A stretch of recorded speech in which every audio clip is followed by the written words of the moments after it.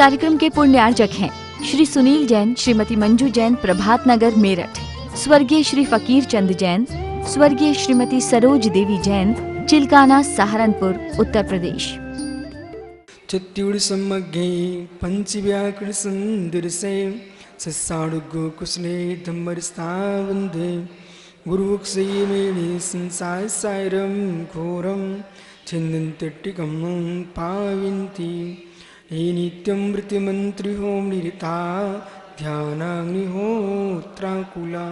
षट्करिमा विस्तातपोदंधिना साधु क्रिया साधिवा शीलप्रावरणा गुणप्रहेरणा चंदार्किते चोधिका मोक्षद्वारिके पाटि पाटिन विडा पीडन्तु मां गुरुः पान्तु नित्यं ज्ञानदर्शनायिका चारित्राण गंभीरा मोक्षमार्गोपदेशका इच्छायुन्ते आर्युक्ति कांशगो काचलचे सम्राणे समदंसे समजायत्रां पंचाचम आराधि शुद्धनादु सज्जारणं तिरुणपाणं सौसां रजकालं अंशे पूजे वंदाणमिस्साय दुःखकोपमकोला शिगुडं स्मरणं जिनुर्स्मृतोमत्सम् इंदिशदिवं दियाडं त्योडिदे मधुरविसदिव कारणम्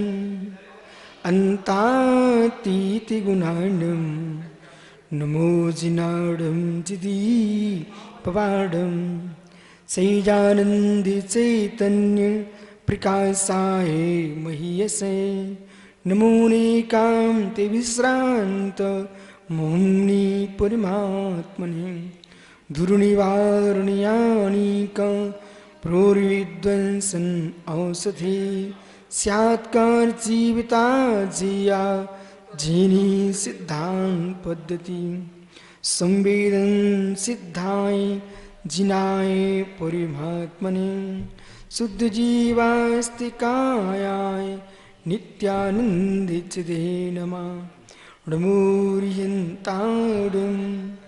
नमो सिद्धाडं नमो आर्या नमो अज्जायाडं नमो लोय सौसा।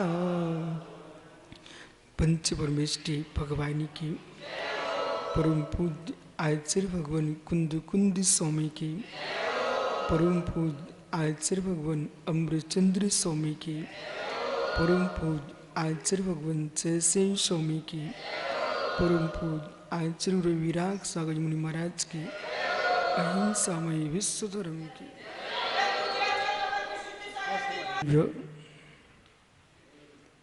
अपनी स्वभाव में अवस्थित है। जानने की जिज्ञासा मात्र जीव ब्रह्म है। संपूर्ण नए प्रमाण की दृष्टि जीव के अंदर है, इसलिए जीव ही नए प्रमाण है। समझना, जीव ही नए प्रमाण है। जीव ही अनेकांत को जानता है, जीव ही साधवाद को जानता है। स्वयं जीव ही समझने के लिए साधवाद का प्रयोग करता है, स्वयं जीव ही समझने के लिए अनेकांत का प्रयोग करता है। 4 अथवा 5 द्रव्य जो है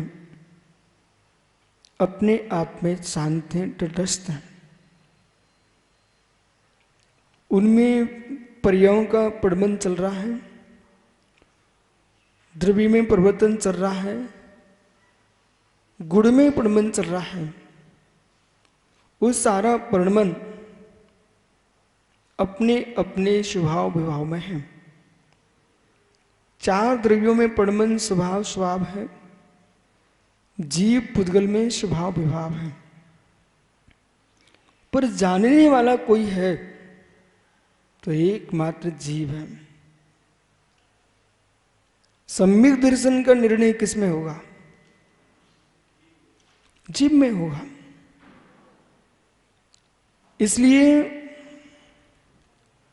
अपने शद में देखेगा, अपने सत में देखेगा, स्वसत में देखेगा तो जीव के पास मालूम चलेगा विराट विश्व में सबको जानने का कर्तव्य मेरे में ही है। महात्मा अरजित सागरी, विराट विश्व में सबको जानने का कर्तव्य मेरे में ही है और कर्तव्य से मुक्त होने की योग्यता भी मेरे में ही है। द्रव्यों का निर्णय नहीं होता है, द्रव्यों का निर्णय नहीं होता है, द्रव्य का निर्णय जीव लेता है। द्रव्यों का निर्णय नहीं होता है, द्रव्य का निर्णय जीव करता है। जीव के ज्ञान में ही निर्णय है, प्रमाण में ही निर्णय है, प्रमाण नए में निर्णय है। जगत तो परिणामी अपरिणामी है, जगत तो परिणामी अपरिणामी है।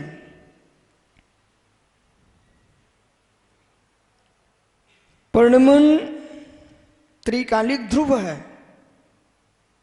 परिणमन त्रिकालिक ध्रुव है। परिणमन का अपरिणमन नहीं हो सकता है, परिणमन त्रिकालिक ध्रुव है।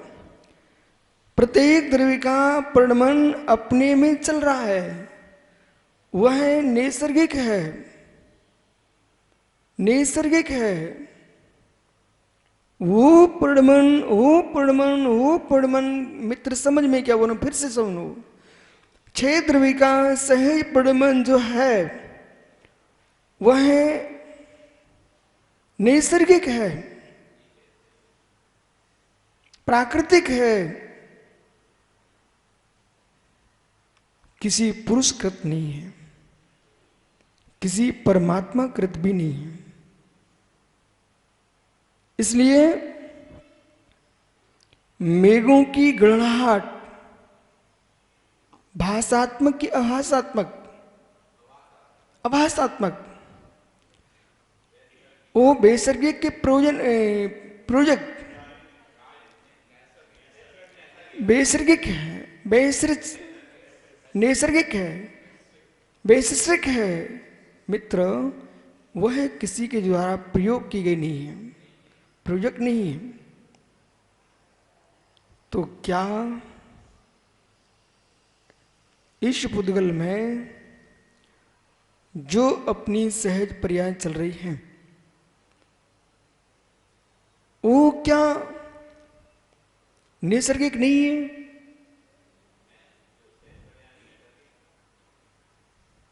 यानी अब यहां आप विद्वान के नाते समझना, सहज शब्द को भी आप विवेक पूर्वक सुनना।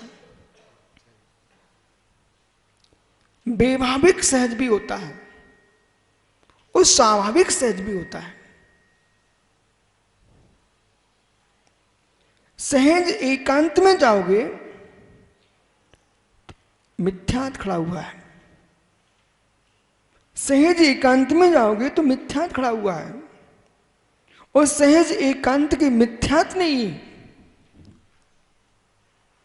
अब्रह्म को खड़ा किया है। सहज एकांत ने अब्रह्म को खड़ा किया है। इसलिए सहज शब्द बोलते समय विद्वानों को विवेक होना चाहिए। हम वैभाविक सहज बोल रहे हैं कि नैसर्गिक सहज बोल रहे हैं, बराबर। वैभाविक सहज इतने गहरे में जा नहीं सके, सो मित्र दाढ़ी को सहज बोल करके दाढ़ी बढ़ा के बैठ गए।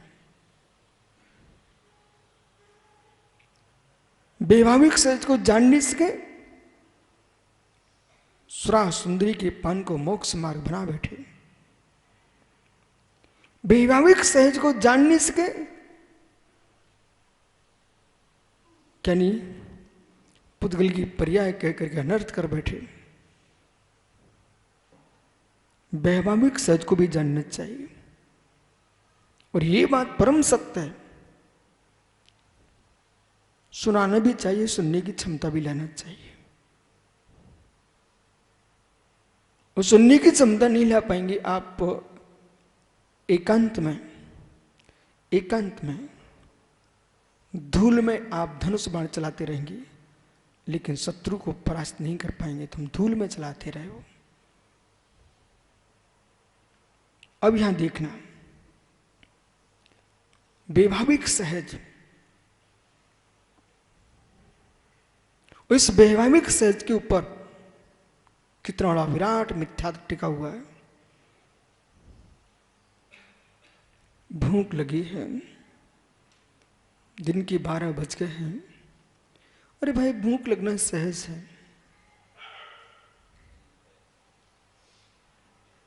ओहो, यह अवस्था आ चुकी है, अब ब्रह्म भाव आ रहे हैं, सहज है। हे मित्र, इस प्रकार के सहज शब्द का प्रयोग करके तो फिर सहज एकांतवादी कहता है, बरगद की जटाएं नीचे आ रही हैं, जड़ें सहज हैं, मकड़ी जाल बुन रही है, बोली सहज है। मक्खी बिष्टा पर बैठी हुई है, बोली सहज है। ओहो, सांप जहर उगर रहा है, बोले सहज है। ओहो, ये सब सहज है। बोध होना चाहिए आपको सहज का क्या प्रयोजन है। सहज को पकड़ो, सहज को समझो। मकड़ी जो जाल बुन रही सहज नहीं है, आहार संज्ञा से युक्त है, असहज है। वो जीवों को फंसाने के लिए बुन रही है, शिकार के लिए जाल बुन रही है। और बरगद के जड़ें नीचे की ओर आ रही हैं, वो सहज नहीं है। वो जमीन के अंदर की खाद, मिट्टी, पानी के उद्देश्य से आ रही है, वहां संज्ञाएं काम कर रही हैं। मक्खी मल पर बैठी हुई है, सहज नहीं है, उनकी आहार संज्ञा है। युवा अब ब्रह्म की ओर दौड़ रहा है, ये सहज नहीं है, ये वेद से परास्त है, किसाय से युक्त है, ये सहज कैसा। जिसे लोक में सहज कहा गया है वो कर्मज भाव है, वो कर्मज भाव है, कर्मज भाव है, ये सहज नहीं है। जिस सहज को जिनागम में वर्णित किया गया है वो सहज क्या है? अद्वैत है, अद्वैत है, वो सहज अद्वैत है, परम पाणमिक भाव, ये सहज स्वभाव है। पानी की सहज शीतलता है, द्रव्यक्रम, भावक्रम, नौक्रम शून्य जो जीव की धारा है वो भोला सहज है, जिसमें कोई विकार नहीं होगा, निर्विकार दशा है, निश्चल दशा है, योग शून्य दशा है, उपयोग में उपयोग मात्र अवशेष है, वह सहज दशा है। योगी सहज नहीं है, योगी सहज नहीं है, योगी सहज का आलम्बन लेता है। बराबर, योगी सहज नहीं है, साधु सहज नहीं है, सहज का आलम्बन लेता है। जिस सहज को जिनागम में परम सहज दशा लिखा है वो सहज मात्र सिद्ध भगवान है। तो योगी सहज रूप में लीन है। योगी सहज रूप में लीन का तात्पर्य है कि कर्म शून्य, द्रविक्रम भावक्रम नौक्रम से निरपेक्ष होकर के ध्यान में बैठे योगी शुद्धात्मा का चिंतन कर रहा है, सहज स्वरूप का आलम्बन लिए है, सग स्वभावन विजंती सूत्र पर ध्यान कर रहा है। सग स्वभावम न विजंती, अपने स्वरूप का त्याग नहीं कर रहा है। उस समय ध्यान दो भाई, सब कुछ है, द्रव कर्म भी है, भाव कर्म भी है, नो कर्म भी है, लेकिन लक्ष्य हमारा त्रिकाली ध्रुव पर है। कर्म निरपेक्ष आत्मा को दिख रहा है जीव। अवस्थाएं सब विद्यमान हैं, अवस्थाएं सब विद्यमान हैं, उन अवस्थाओं पर लक्ष्य नहीं है, लक्ष्य हमारा त्रिकाली ध्रुव पर है। ये दृष्टि है द्रव्यानुयोग की, ये दृष्टि है द्रव्यानुयोग की।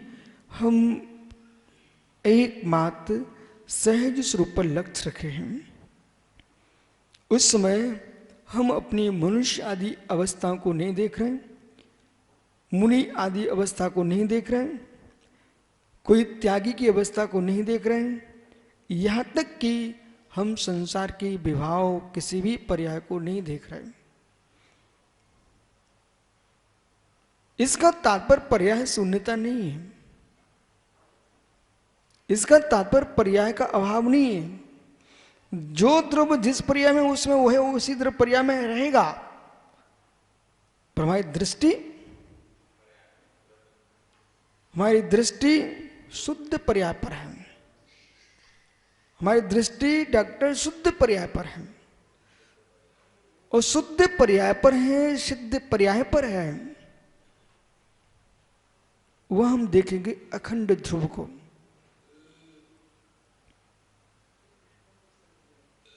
इसलिए जो निस्तरंग सहज दशा समृषि भाव की है, उस दशा को भेद रहा है योगी।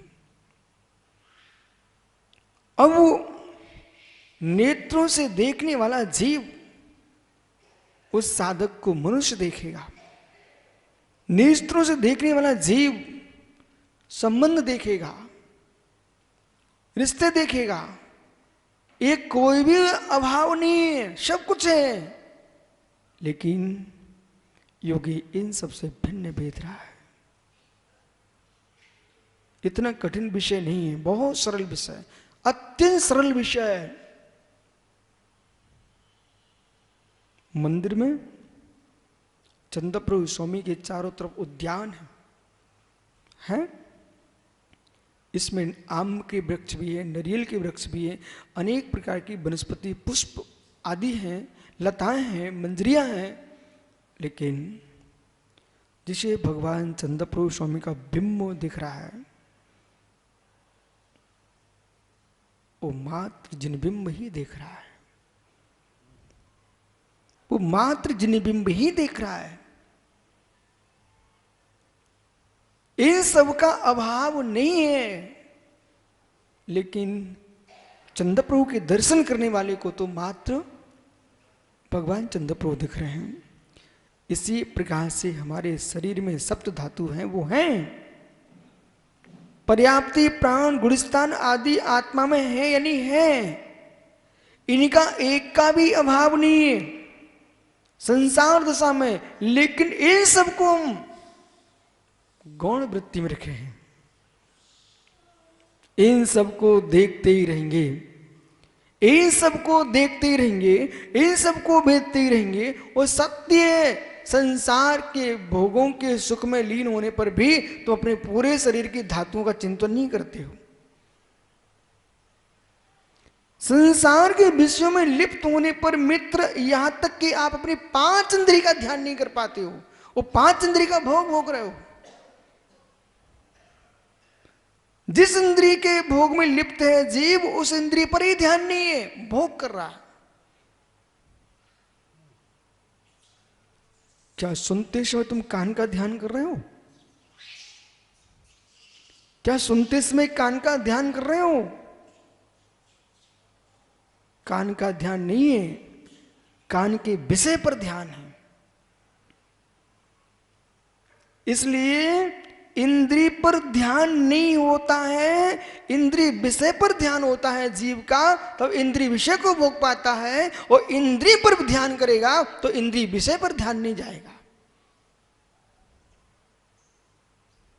विश्वास हो तो अनुभव करके देख लो। विषय पर ध्यान जाएगा, स्पर्श रस गंध वर्ण शब्दस्थ तदर्था, तदर्था पर जाओगे तो इंद्रिय पर नहीं हो, वो इंद्रिय पर हो तो तदर्थ पर नहीं हो। जब इंद्रिय पर इंद्रिय भुगता नहीं टिक पा रहा है तो स्वरूप लीन होने वाला जीव इंद्रियों पर कैसे टिकेगा? वो इंद्रियों पर टिकने वाला स्वरूप में कैसे जाएगा?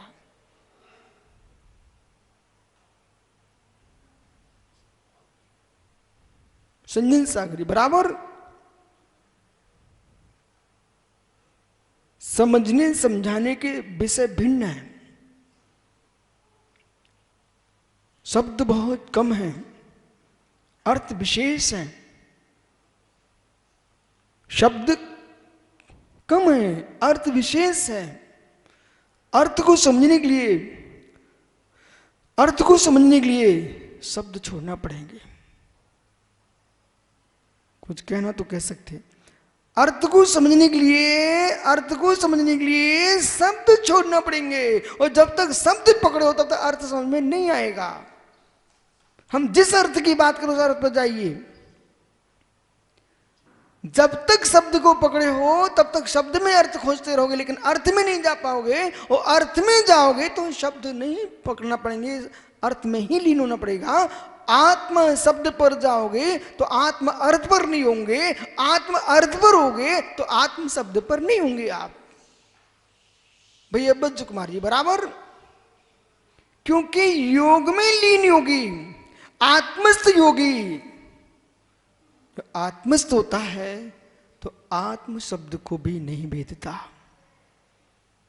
जो आत्म शब्द को भेदता है तब आत्मस्थ नहीं होता।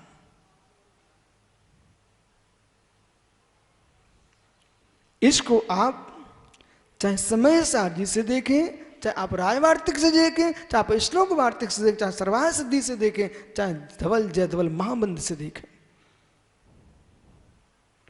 षटखंडागम जी में सारी बातें लिखी हैं। अवग्रह आदि की व्याख्याएं षटखंडागम में भी हैं।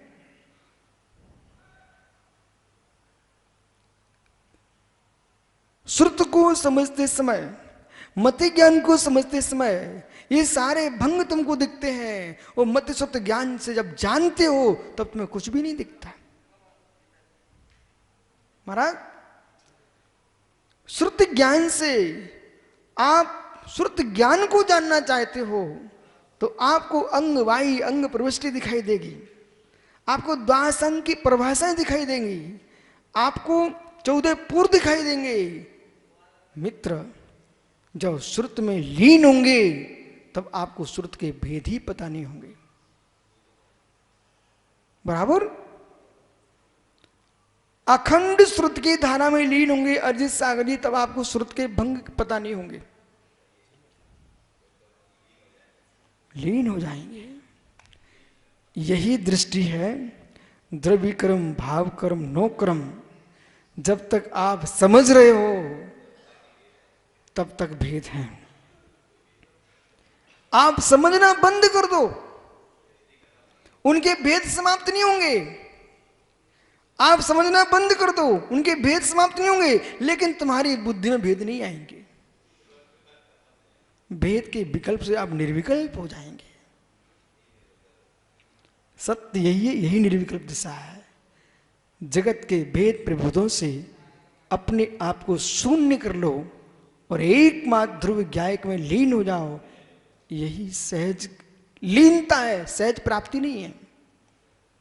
सहज लीनता है, सहज प्राप्ति नहीं है। मैं एक शब्द को पकड़े हूं, यही लोग भूल करते रहते हैं। वे सहज लीनता को सहज प्राप्ति मान लेते हैं।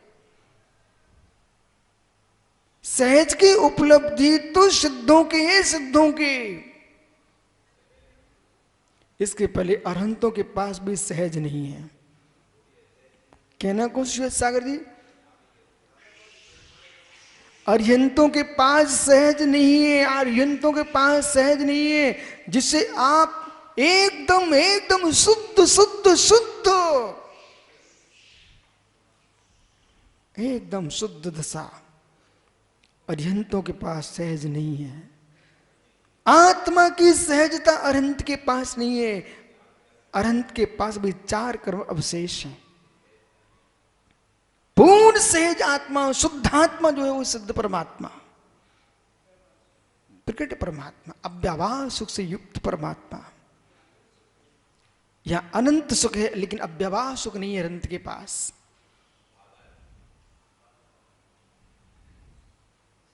इसे भी आप श्रुत ज्ञान से ही जान रहे हो। इसको भी आप मित्र 4 घाती कर्म बैठे हुए, आप उनको देख लीजिए और आपको बोध होना चाहिए 4 घाती कर्म जो विराजे हैं वो आपके मित्र, आपको बोध होना चाहिए अभी 18 जातशील की पूर्णता का अभाव है। ओहो, आप तो ये बोलिए अव्यवहार सुख को कौन सा कर्म रोकता है? अव्यवहार सुख को कौन सा कर्म रोकता है? एक माना कि नहीं चलेगा। महात्मा समत्व सागर जी, अव्यवहार सुख को कौन रोकता है? महात्मा श्वेत सागर जी ने तो संयंत बोलेंगे वेदनी कर्म रोकता है। वेदनी क्रम जो है संजन सागर, ये वेदनी क्रम क्या कर रहा है? अव्यवहार सुख को रोक रहा है, बाधा खड़ी कर रहा है। इसलिए मित्र बोलने वाले अभी अव्यवाद में नहीं है। अव्यवाद में है ना, वो बोलते नहीं है। इसलिए आपको बालक मालूम होना चाहिए। बहुत सारी बातें बोलने वाले बोल के चले जाते हैं पर उन्हें पता नहीं है। अब विश्वास मानो, अव्यवहार जो सुख है, अब आप जो है ना केवली के सुख को और सिद्धों के सुख को, सिद्ध केवली और अरिहंत केवली, सिद्ध केवली अव्यवहार सुख से युक्त है और अरिहंत केवली अनंत सुख से युक्त है। अब दोनों के सुख में अंतर क्या है? इस अंतर को आप श्रुत के माध्यम से इतनी मान लो, एक के पास वेदनी क्रम है, एक के पास वेदनी क्रम का अभाव हो चुका है। लेकिन सत्य है, इस बाधा को निर्बाध रूप से जानना चाहते हो तो बेटा आपको सिद्ध बन के ही वेदन करना मिलेगा।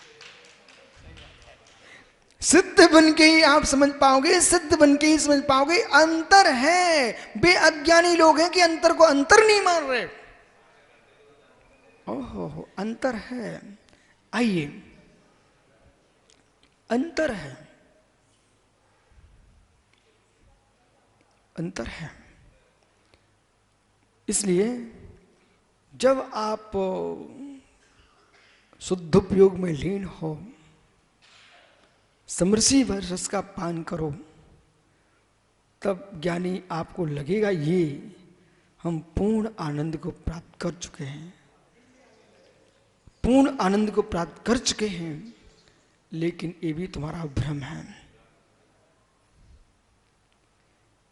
अतीन्द्रिय आनंद में बैठा योगी ये ना मान बैठे कि मैंने आत्मा के पूर्ण आनंद को प्रकट कर लिया। ये पूर्ण प्रकट आनंद का ध्यान कर रहे हो आप, अभी सहज में नहीं गए। सहज का ध्यान है, इस सहज का ध्यान है, इस सहज की उपलब्धि नहीं है। सहज की उपलब्धि जो है नियम सार जी में, वह तो सिद्ध भगवान। और जगत में जो सहज शब्द का प्रयोग कर रहे हैं उसके लिए आचार्य प्रभात चंद्र स्वामी ने प्रमेय कर्म मातंड जी में बहुत अच्छे से खंडन किया है। बराबर। इसके लिए आपको समय देना पड़ेगा, आपको न्याय शास्त्र का अध्ययन करना पड़ेगा। और इस शब्द से काम नहीं चलेगा कि हम इसको जानते भी नहीं और मानते भी नहीं। जानो, मानो, पहचानो, स्वीकार करो, आओ ज्ञानी।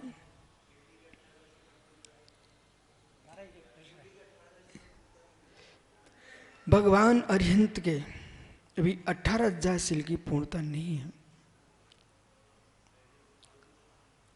13वें गुणस्थान में जब तक अरिहंत है तब तक 18,000 शील की पूर्णता नहीं है। अरिहंत भगवान के 14वें गुणस्थान में जब जाएंगे तब 18,000 शील की पूर्णता होगी। इसलिए संयोग केवली के अभी 18,000 शील की पूर्णता नहीं है। अयोग केवली गुणस्थान में ही 18,000 शील की पूर्णता है, या ये अपेक्षा समझना। और वहां प्रश्न किया बृहद्रव्य संग्रह में, आपने इनको विभिचारी शब्द का प्रयोग क्यों कर दिया? सप्तम प्रथमाधारी ब्रह्मचारी और केवली को विभिचारी। मित्र, अब वहां पर अपेक्षा लगाइए, अपेक्षा लगाइए। एक बालक रात्रि भोजन छोड़ता है तो आप पीठ ठोक देते हो, और ब्रह्मचारी दिन में 4 बार खा के आए तुम नाक सिकोड़ते हो।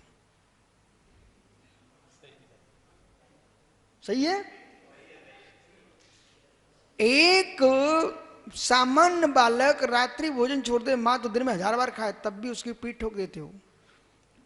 और एक ब्रह्मचारी दिन में 4 बार खा के आ गया, बेचारा रात्रि में तो कभी खाते ही नहीं है, पानी भी नहीं पीता, लेकिन तब भी नाक सिकोड़ते हो। बोले क्यों? क्योंकि तुम्हारी योग्यताएं अलग अलग हैं। आप ब्रह्मचारी हो, आपको एक बार का पोषण करना चाहिए। वो सामान्य बच्चा है, उसने रात्रि में भी छोड़ दिया तब भी पीठ ठोकेंगे। इसका मतलब ब्रह्मचारी ही नहीं है, ब्रह्मचारी महान है। उसने तो मात्र रात्रि भोजन छोड़ा, उसने बेचारे ने घर छोड़ दिया। ये अर्पिता निर्पित सिद्धि लगाना सीखना चाहिए। अब जो सप्तम प्रथमाधारी है उसके हम पेट ठोक रहे हैं। बोले क्यों? धन्य हो, आपने घर में बैठी नारी को मां कहने की योग्यता हासिल की है, आपके शील को धन्य हो। उसके लिए पेट ठोकी जा रही है, तू ब्रह्मचारी है। लेकिन 13वें गुणस्थान में अभी शील की पूर्णता नहीं है। बोले हाँ, तुम्हारी योग्यता बहुत बड़ी है। यहां नारी का त्याग किया है, अब हम यहां ये कह रहे 13वें गुणस्थान में सप्तम प्रतिमा में नारी का त्याग किया है, और 13वें गुणस्थान में आप क्यों कह रहे हो? ओ प्रभु, आप इतनी योग्यता हासिल कर चुके हो, और योग की चंचलता भी समाप्त होना चाहिए। योग का पूर्ण निरोध होगा तो आप पूर्ण ब्रह्मचारी होंगे। शैलेशम संपत्तो ऋद्रशेष आसवो जीवो कमरे विपुमुखो गे जोगी केवली होधी। निरुद्ध आसवो जीवो, जहां पर निःश्रेष्ठ आश्रव का निरोध हो चुका है, ऐसे अयोग केवली भगवंत शैलेशम संपत्तो, जहां शील की पूर्ण संपत्ति प्रकट हो चुकी है, वे पूर्ण ब्रह्मचारी 18,000 शील से युक्त हैं। उन भगवंत को कोटि कोटि प्रणाम हो। लेकिन यहां पहुंचने के लिए साक्षात घोर ब्रह्मचर्य का पालन करना पड़ेगा, अघोर ब्रह्मचर्य का पालन करना पड़ेगा। ओहो, कुमार ब्रह्मचर्य का पालन करना होगा।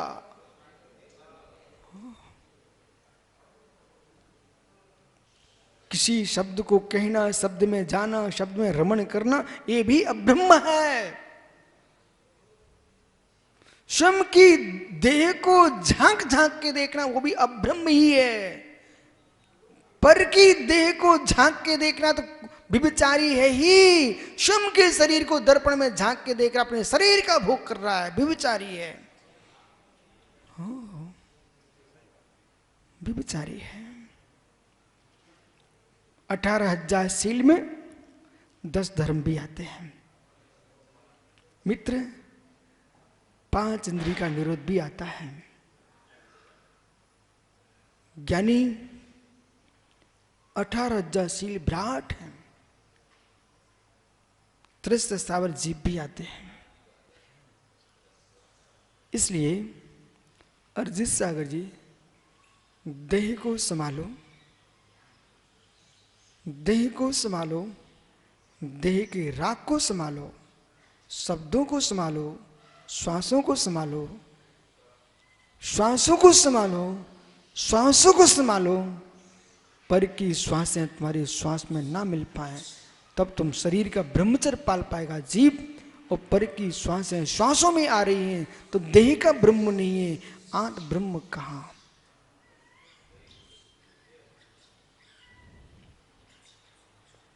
इसलिए डॉक्टर मेहता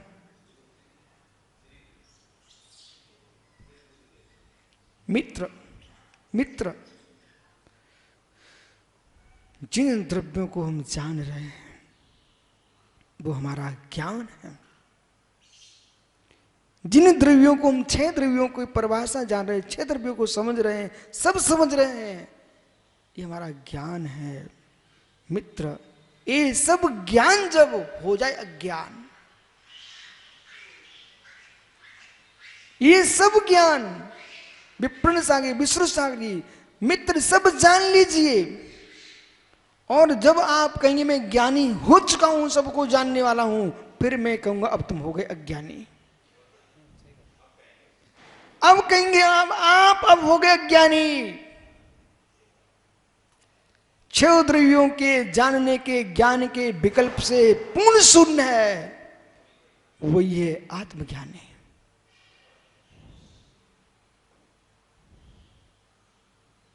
वह आत्मज्ञानी। इसलिए द्रव्यों को समझने की जो दृष्टियां हैं, आत्मा में भी अनेकांश आत्मवाद लगता है और पर द्रव्यों में भी अनेकांश आत्मवाद लगता है। इसलिए आचार्य अमृतचंद्र स्वामी ने संपूर्ण समय सार की आत्मख्याति टीका लिखने के उपरांत समय सार अधिकार अलग से लिखा।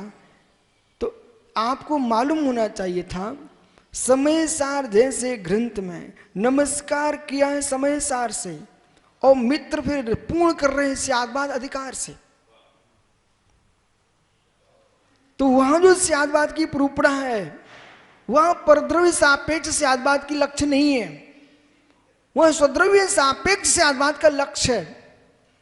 स्यादवाद से आत्मा को समझिए, इसी प्रकार से 47 शक्तियों को समझिए।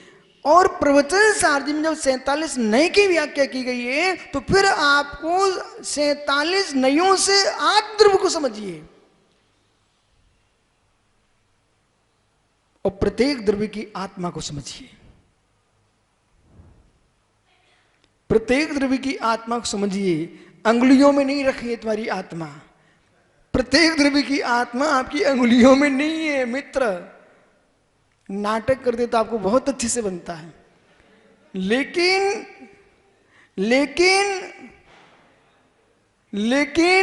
जब तक अरिजीत सागर जी जगत के नाटकों के पाठ बंद नहीं होंगे, ये पात्र जब तक विराम नहीं ले लेंगे, तब तक मुख्य पात्र नहीं आएगा।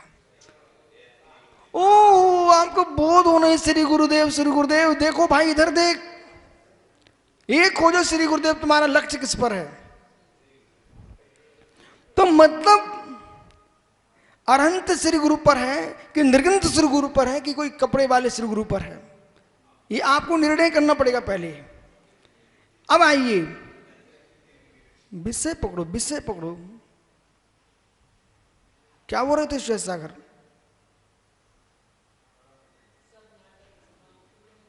अरे मैं ये कह रहा हूं श्वेत सागर जी, जब तक मुख्य पात्र नहीं आता तब तक जोकर अपना काम करता है नाटक के मंच पर। जब तक मुख्य पात्र नहीं आते, मंच खाली रहता है, सभा बिगड़ ना जाए, इसलिए वहां पर जोकर को खड़ा किया जाता है। लेकिन जोकर के जितने दृश्य हैं वे मुख्य पात्र नहीं है। ऐसे ज्ञानियों जो असमान जाति पर्याय के जोकर खड़े हुए हैं, ये मुख्य पात्र नहीं है। ध्रुव ज्ञाय के भगवान आत्मा है, ये मुख्य सम्राट है, ये प्रोजन भूत है आपका। और जिसने जो करके नाटक, जो करके खेल तमाशे, जो करके जोगों को ही मुख्य नाटक समझ लिया हो, वो बेचारा वही जोकर को देख के चला जाए घर, उसने नाटक देखा ही नहीं अभी। समय सार जोकर का पाठ नहीं है, समय सार आत्म राम का पाठ है, जीवराज का पाठ है। इसलिए समय सार का मुख्य पात्र जीवराज है। ये आश्रव बंध संबंध रचा, ये सब अवस्थाएं जो है ये मध्य के कार्यक्रम है, बीच बीच के पाठ हैं, बीच बीच के पात्र हैं, लेकिन मुख्य जो पात्र है वो जीवराज है। वो क्या है? वो जीव राजा है। इसलिए मित्र, जब जीव राजा प्रवेश कर जाता है फिर जोकर अपने आप एक किनारे बैठ जाता है। जैसे ही नाटक प्रारंभ होता है जोकर अपने आप पर्दे के अंदर चला जाता है, पर्दा गिर गया है। इसलिए मित्र, नाटक समय सार है। कुंद कुंद देव ने संपूर्ण समय सार को नाटकीय पद्धति में लिखा है, पात्र बना के लिखा है। अमृतचंद स्वामी ने उसको बिल्कुल अपनी आत्मख्याति में बिल्कुल व्यवस्थित करके रखा है। वो कुंद कुंद ना बनाते, कुंद कुंद के पात्र अंतर्निहित हैं, वो समास करके हैं और इन्होंने चकार सहित प्रयोग कर दिए हैं। आपको बोध होना चाहिए, पूरा का पूरा समय सार 14 गाथा में पूर्ण हो जाता है। पूरा समय सार 14 गाथा में पूर्ण हो जाता है। इसके उपरांत तो कुंद कुंद देव ने स्वयं अपनी गाथाओं के माध्यम से समय पर टीका लिखी है। समय सार मात्र 14 गाथा में, विप्रण सागरी समय सार मात्र 14 गाथा में, पीठ का बस हो गया समय सार। संक्षेप में तो एक ही गाथा में समय सार है। जीवी जीवी वा संपसमं जत्तु जुत्तो तथी बंद मुखो हवदि समाशीण। हो गया समय सार, पूरा समय सार हो गया। जीवे जीवा संपसम जत्तु जुत्तो तथे बंद मुखो हवदि समाशीण। जीव पर दृष्टि है तो बंद दृष्टि है, और अजीब पर दृष्टि, अजीब पर दृष्टि बंद दृष्टि है, जीव पर दृष्टि निर्बंध दृष्टि है। यही समय सार है संक्षेप में। जीवनस्य पुदलस्य चान्य इत्सु तत्संग्रह यदन्य द्वितीय किंचित सोचो तस्य विस्तरा। आइए 85 का एक धर्म द्रव्य को देखिए आप, धर्म द्रव्य को देखिए। धर्म द्रव्य का धर्म स्वतंत्र है, अधर्म द्रव्य का धर्म स्वतंत्र है, आकाश का धर्म स्वतंत्र है, काल का धर्म स्वतंत्र है, और जीव का धर्म स्वतंत्र है, पुद्गल का धर्म स्वतंत्र है, और एक मेरे निज जीव द्रव्य का धर्म स्वतंत्र है। और जो निज जीव द्रव्य का जो धर्म स्वतंत्र है उसका आश्रय लेकर के ही हम सहज को प्राप्त करेंगे। उसके आश्रय से आप प्राप्त कर पाएंगे।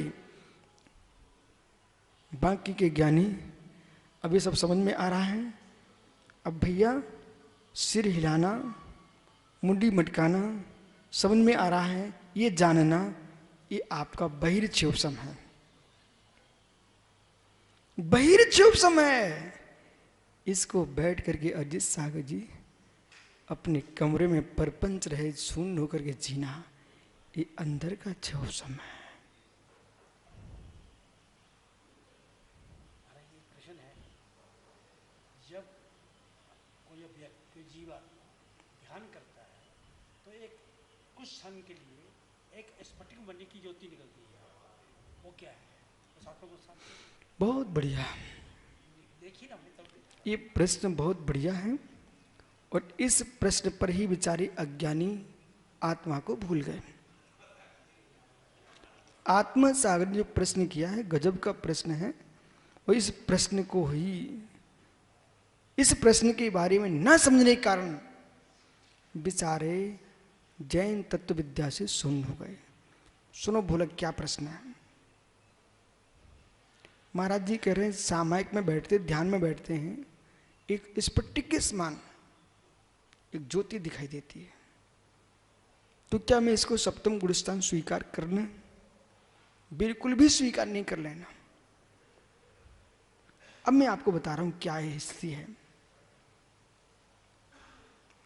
जो आपको दिख रहा है स्फटिक के तुल्य, पहले तो आत्मा मरुष्मरूम गंधम अतम अवतव्यम चेतना गुणम सद्दम जानलिंग गहणम जीमदिट संठाणम।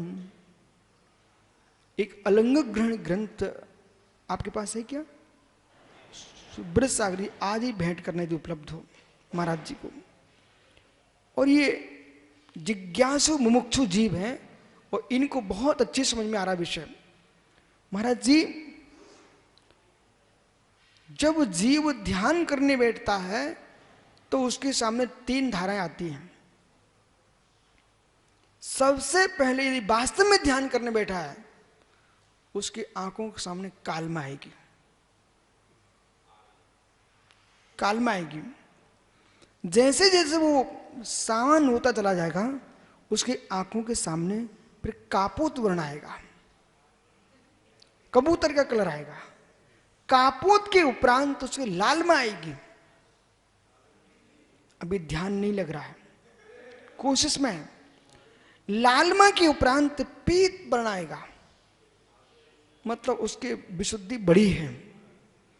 अब विशुद्धि बढ़ते बढ़ते उसके सामने आभा मंडल श्वेत हो जाएगा। ये शम के ही आभा मंडल को देख रहा है।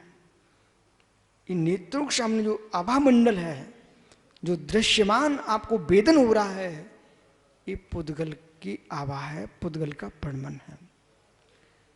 ये आभा मंडल का दिखना भी समाप्त हो जाएगा। जब गायक गायक का वेदन करेगा, फिर कुछ भी आंखों के सामने नहीं होगा। वो जो कुछ होगा वो आत्मा में होगा। चित चिद की लीनता है, वो शुद्ध उपयोग बनेगा। चित की लीनता है। जब तक हमारे अंदर भी झलक रहा है कि मैं स्फटिक के तुल्य झलक रहा है, अभी शुद्ध उपयोग नहीं है, विशुद्धि की तीव्रता है। लेकिन यदि ऐसा दिख रहा है, वो अपने आप को हीन ना समझे, बहुत अच्छी बात है। वो दिखते दिखते वो विलीन हो जाएगा, और उसके विलीन होते ही फिर जो आनंद की धारा फूटेगी वह आत्मस्थ योगी की धारा महाराज। परंतु इतना 1-1, 2-2 घंटे बैठेगा तब 1-2 सेकंड के लिए आएगा। व्यक्ति चाहे कि मैं 1 घंटे तक बिल्कुल आत्मा में लीन था, तुम चिंतन कर सकते हो, अनुपेक्षा भा सकते हो, जब कर सकते हो, लेकिन स्वरूप लीनता 2-2 घंटे की नहीं होती है। स्वरूप लीनता तो सेकंड की क्या, समय प्रमाण काल भी हो जाए तो घोर आनंद है।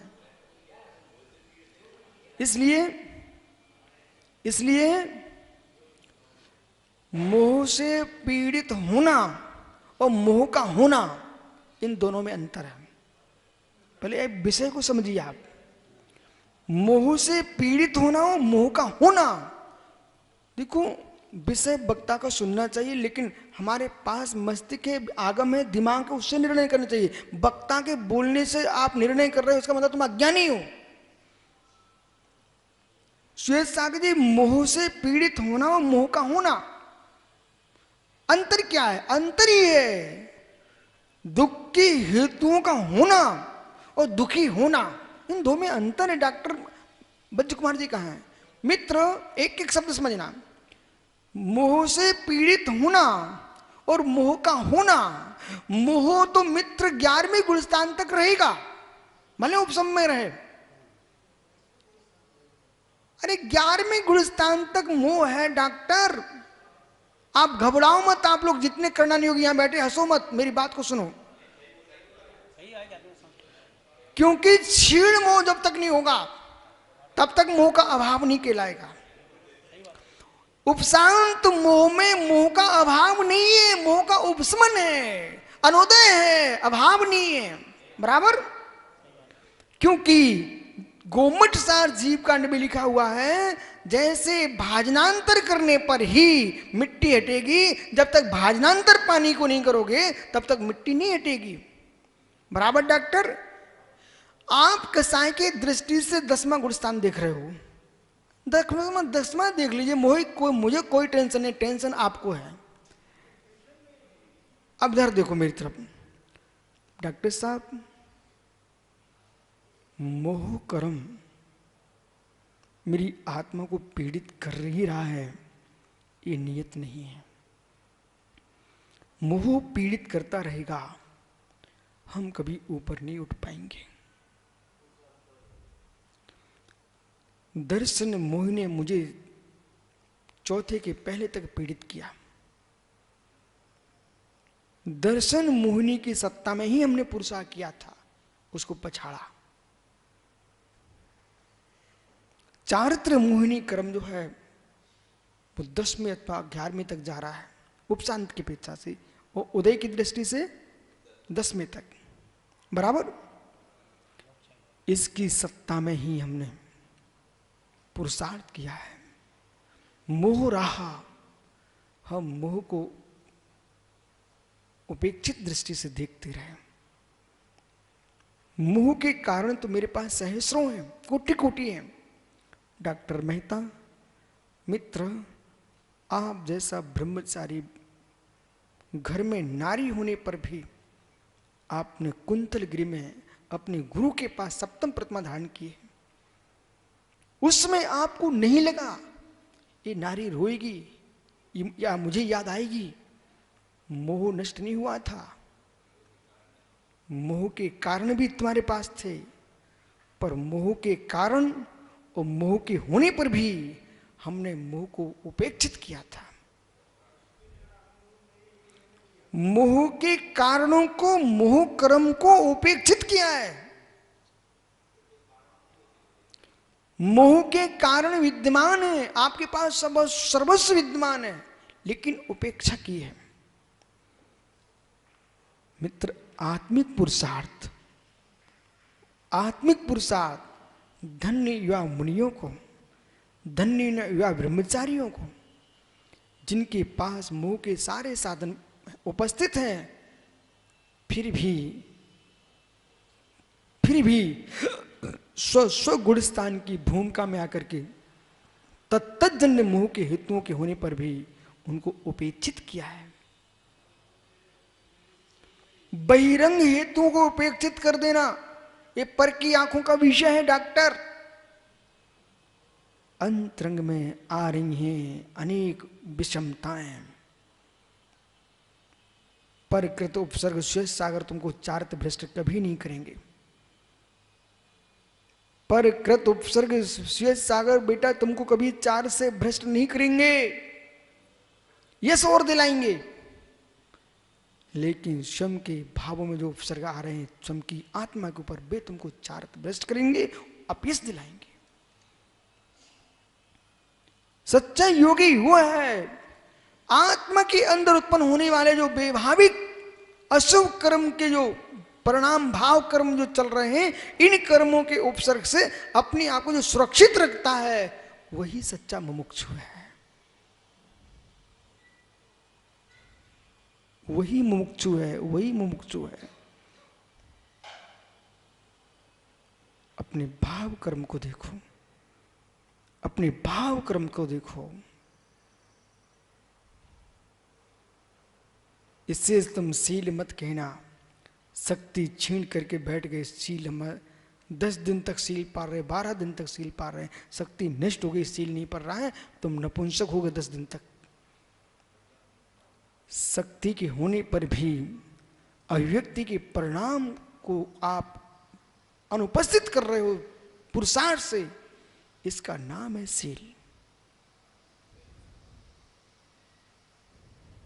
कैसे? एक पुरुष अब ब्रह्म का सेवन कर बैठा, उसके शरीर की शक्ति छीड़ हो गई, बेचारा सोचता कि अब तो बिल्कुल मैं सील में हूं। अभी तुम सील में नहीं हो, कुछ दिन निकलने दो, शरीर में शक्ति आने दो, फिर तुम कहना कि मैं सील में हूं। इसलिए जिन शासन थकान की विश्रांति को ब्रह्मचर्य नहीं कहता है, शक्ति के होने पर भी अपने भावों में अव्यक्ति नहीं आने देता है, उसका नाम ब्रह्मचर्य है। बेटा पढ़ने एक बार सत्यार्थ बोध, उसमें सारे भंग बनाए। इसलिए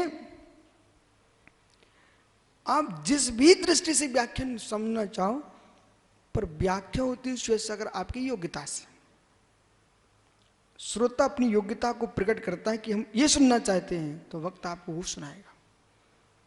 लेकिन कितना ही हम सुनाएंगे उसे हम पूर्ण नहीं कहेंगे, क्योंकि कथन श्रुत से चल रहा है और कथन श्रुत नए से लेता है, नए कभी पूर्ण की व्याख्या नहीं करता है, नए अंश की व्याख्या करता है। इसलिए पूर्ण को जानना चाहते हो तो प्रमाण से जानिए,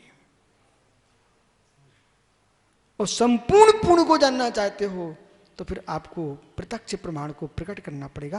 केवल ज्ञान के बिना तुम जो भी जानते हो सब अपूर्ण है। इस कार्यक्रम के पुण्यार्जक हैं श्री सुनील जैन, श्रीमती मंजू जैन, प्रभात नगर मेरठ। स्वर्गीय श्री फकीर चंद जैन, स्वर्गीय श्रीमती सरोज देवी जैन, चिलकाना सहारनपुर, उत्तर प्रदेश।